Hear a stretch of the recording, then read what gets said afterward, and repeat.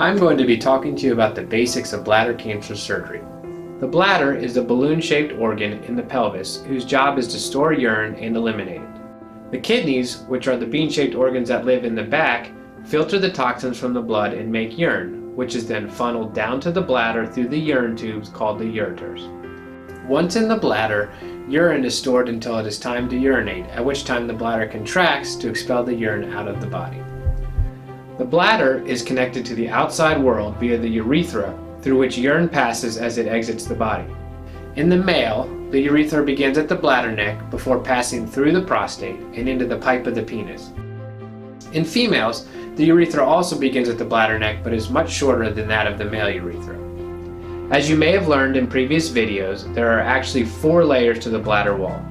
Bladder cancer originates in the lining or the skin of the bladder.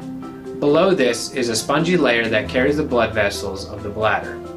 Deep to this is the bladder muscle, which is responsible for contracting during urination to eliminate the urine. The last layer is a fatty lining that envelops the bladder and is called the serosa. For most people, bladder removal is recommended when the cancer has spread roots through the first 2 layers and into the muscle. During bladder cancer surgery, the urine tubes that connect the kidney to the bladder will be cut and separated from the bladder. The entire bladder will then be removed. In males, the prostate will also be removed during the surgery, as 30% of men will also have prostate cancer.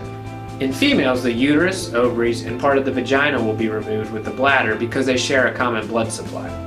Once the bladder and surrounding organs are removed, the lymph nodes of the pelvis will also be removed. These lymph nodes are small packets of the immune system that drain the bladder. This is the first stop for fluid leaving the bladder as it makes its way back to the heart. Because of this, lymph nodes are often the first place that cancer spreads as it travels through the body's natural channels on its way into the bloodstream. The lymph nodes that are removed are those that live along the iliac vessels, which are the large vessels that bring blood to and from the pelvis and the legs. Now that the bladder has been removed, we have to create a new highway for the urine to exit the body, also called a urinary diversion. There are 2 basic types of urinary diversions, ileoconduit and ileoneobladder. Both of these diversions are made from the last segment of the small intestine, or bowel, called the ileum. They differ in how much intestine is used and how the urine exits the body. For the conduit, a small segment measuring 6 to 8 inches is isolated and the intestines are sewn back together so that food moves through in the usual manner. The urine tubes are then sewn into one end of the isolated bowel segment so that urine flows from the kidney into the ureter and into the bowel. The other end of this segment is then brought up to the skin and is sewn in place as an ostomy, which comes from the Greek word stoma for mouth.